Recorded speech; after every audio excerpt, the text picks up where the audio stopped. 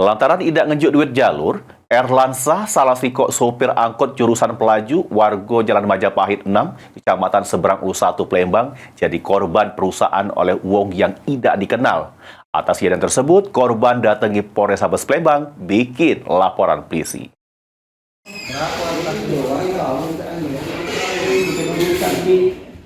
Tidak terima kaca depan angkotnya pecah, ngebuat Erlansah salah siko sopir angkot jurusan pelaju warga Jalan Majapahit 6, Kecamatan Seberang Ulu 1 Palembang, laju ngelapor ke kejadian tersebut ke Polrestabes Palembang.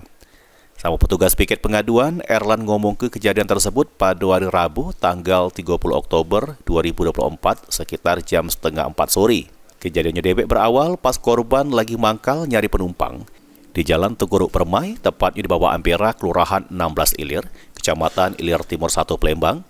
Terus tiba-tiba korban didatangi si kok lanang yang tidak dikenalnya, langsung narik tas sama minta duit jalur ke korban. Karena tidak diinjuk duit oleh korban, pelaku langsung marah-marah sama notos kaca depan mobil sampai pecah. Dan cuma itu, HP korban juga lengket pas kejadian tersebut. Itu gak ada cak mano pacak kaca mobil gitu tuh pecah aja tuh kan?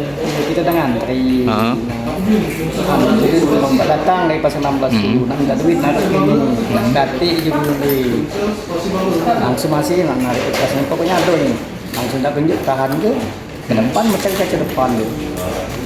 Nah tu dapat dia ditangkap, kita diberikan tahu disebut lari dari situ. Jadi duit itu hilang berapa lah? Duit tak tahu tu hilang berapa, cek ingatnya dalam kantong. Apa lagi yang hilang tuh? Itu anu apa tu? HP. HP. Kita kenal lah sama pelaku tuh? Tak kenal. Tidak kenal. Atas laporan yang sudah dibikin, korban berharap pelaku secepatnya ditingkap polisi karena sudah meresahkan. Suryadi, PAL TV.